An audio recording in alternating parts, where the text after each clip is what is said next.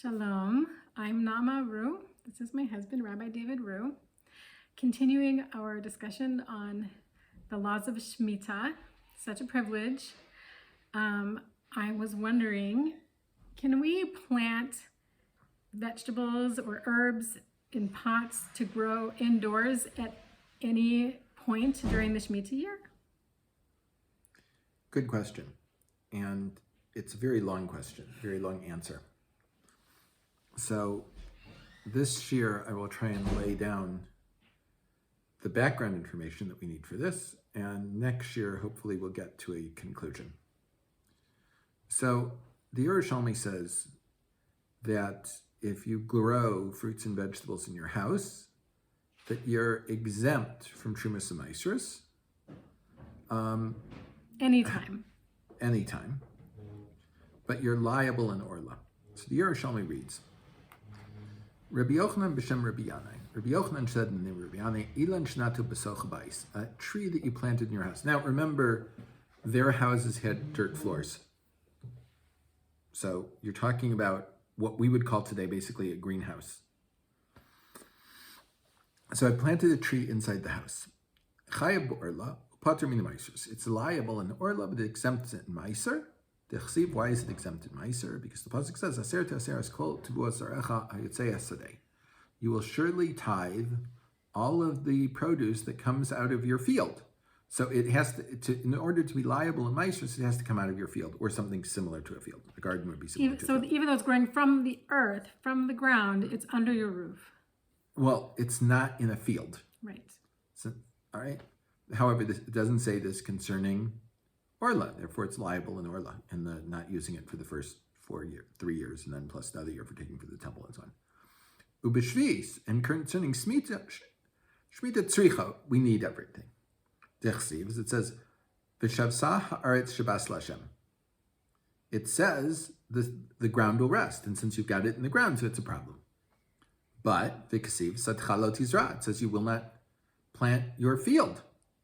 וכרמך לא תזמור, and you will not prune your vineyard. So it's neither one or the other. So the Yerushalmi isn't deciding whether Shmita applies to a plant that's planted in your house.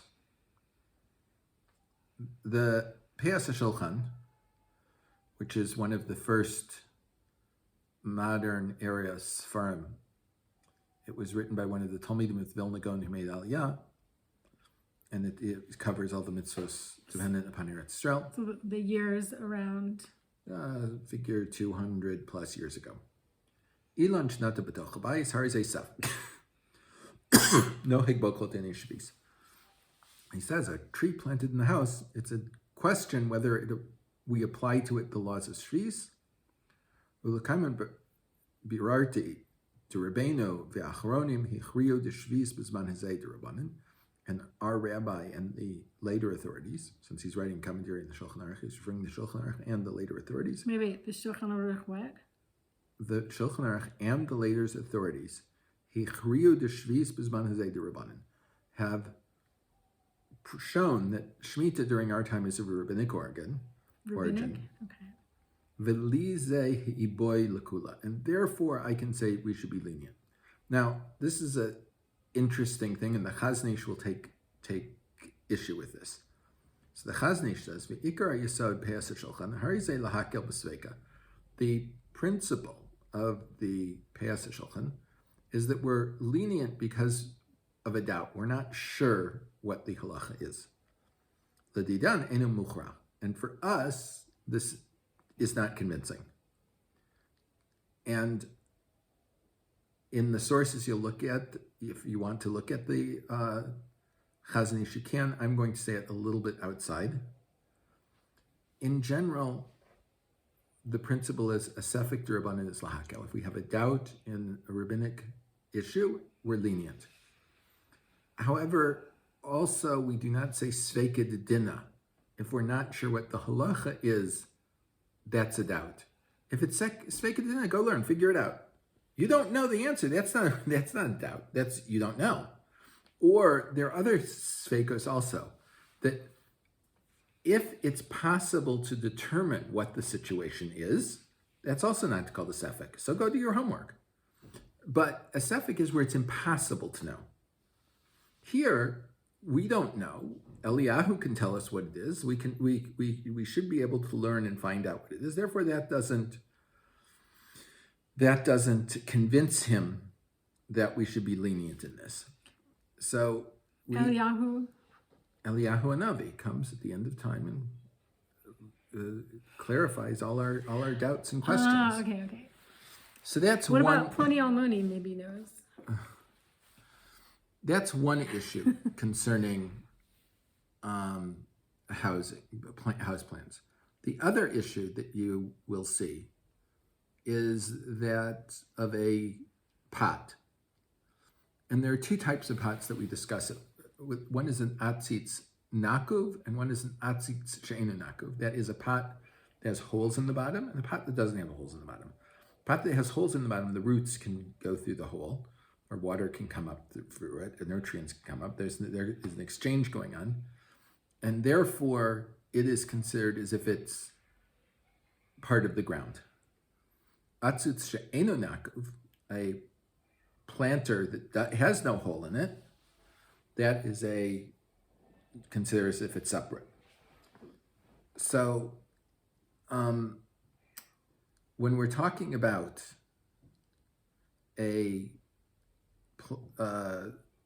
planter, a pot that has a hole in it, if you harvest a cucumber, let's say, that's growing in it on Shabbos, you're Chayv on Shabbos. Chayv? You're liable. It's a prohibited action for which you can get the death penalty or have to bring a carbon chatas if you did it accidentally. However, if there is no hole in the planter, that's a different issue. And in terms of trumas and ma'asros and kalim, or kalayim, it is considered a rabbinic prohibition.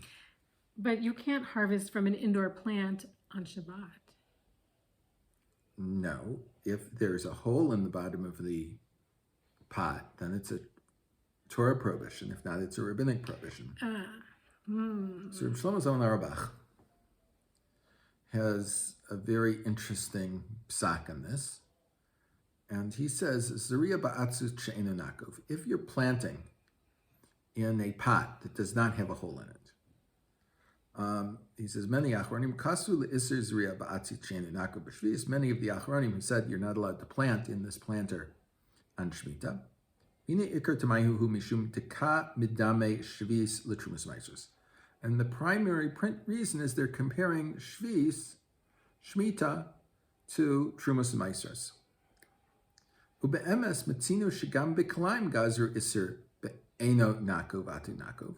And we've seen in terms of kalayim, mixed seeds, that the rabbis decreed that you have to be careful in a pot without a hole because of a pot with the hole in it, and people would be confused by this.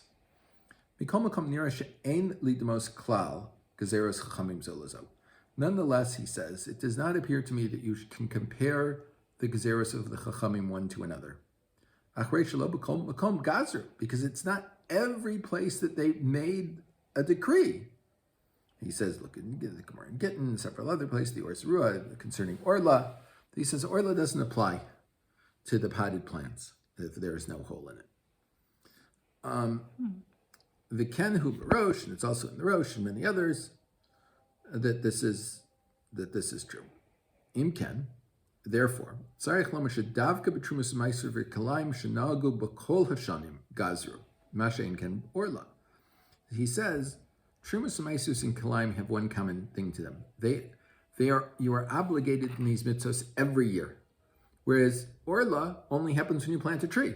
If you don't plant a tree, there's no liability. There's only and when you plant the tree, it's only for the first few years. But for the rest of the tree's life, there is no issue of orla. So too Shmita should be compared more to Orla because it occurs only once every 7 years than being compared to Trumas and Ma'asros and Kalayim. And therefore it would seem that the Gezerah wouldn't apply and you should be able to plant in a planter without a hole in it.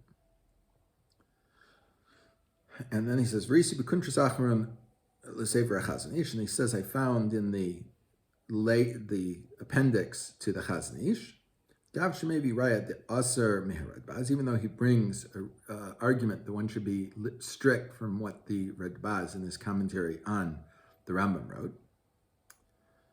Mikol makom nota hu la'atzma lahakal. Nonetheless, he himself leans toward leniency. B'zeh u'besof devarav misayim sham dehazareya b'bayis ba'atzu cheinu nakov af im hu shel eitz or cheres yesh lo amal yismoch. In the end, he says someone that plants in a pot that has no hole in it on Shmita, even if the pot is made of wood or clay, which the roots can pierce, he has what to rely on. And the Chazon Ish says, or I'm not sure whether it's the Chazon Ish or Shlomo Zalman, I should check back in the Chazon Ish, says this requires more looking into. He's not sure what the halacha is with this. Most of the Acharonim have written that one should be strict. So this is the background information that we need. By the way, when everything we've said about pots, we're talking about pots that are outside, potted plants that are outside, not potted plants that are inside. Next time we'll discuss what we do with potted plants inside the house. So much to learn. Always more. And I want to get it all right. Thank you.